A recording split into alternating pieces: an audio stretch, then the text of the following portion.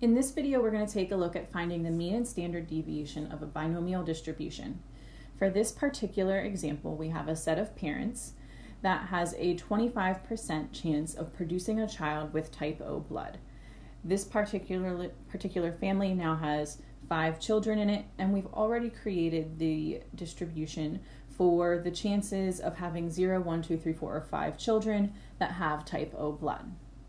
We'll start by describing the distribution. Just like we did back in chapter 1, we're going to look at the shape, center, variability, and outliers.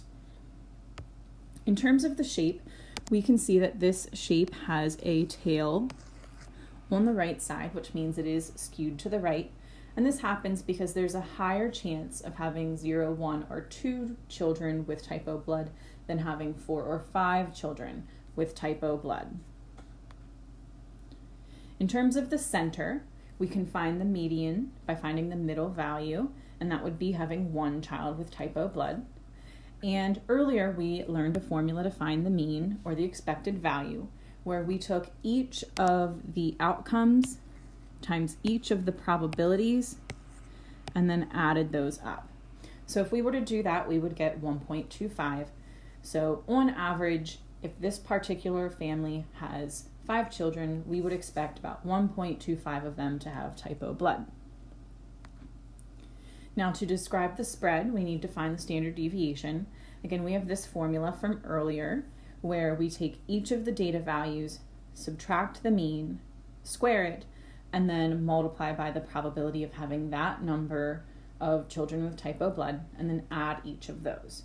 Now that gives us the variance, and then remember that the relationship between variance and standard deviation is that we need to take the square root of the variance to get the standard deviation. So that would give us a description of the spread. Now that's a ton of work, especially if you have to generate that table on your own. Luckily, there is a shortcut. And this shortcut only works with binomial distributions, so be very careful here. But to find the mean, you can just do the number of trials times the probability of success. In this instance, it would be 5 children times a 0.25 chance that they have type O blood. And then to find the standard deviation, you do the number of successes times the number of trials times the number of failures, and then take the square root of that. So let's go back and revisit the problem we just did using these formulas. So if we come back to this problem and use our shortcut formulas instead, we can do n times p, so 5 children times 0.25 chance of success, or in this case having type O blood, and that also gives us the 1.25. And I didn't have to do any of this work down here, and I didn't even need to make this table. So I saved myself quite a bit of time here. Same thing for standard deviation.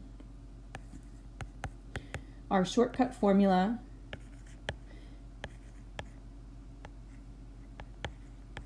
would be to take our number of successes, our number of trials, which is 5, times the probability of success, which is 0.25, times the probability of failure, which is 0.75. And again, that gives us the same answer here, and it gives us that same standard deviation. Just recall again that you can only use this shortcut when you're in a binomial situation.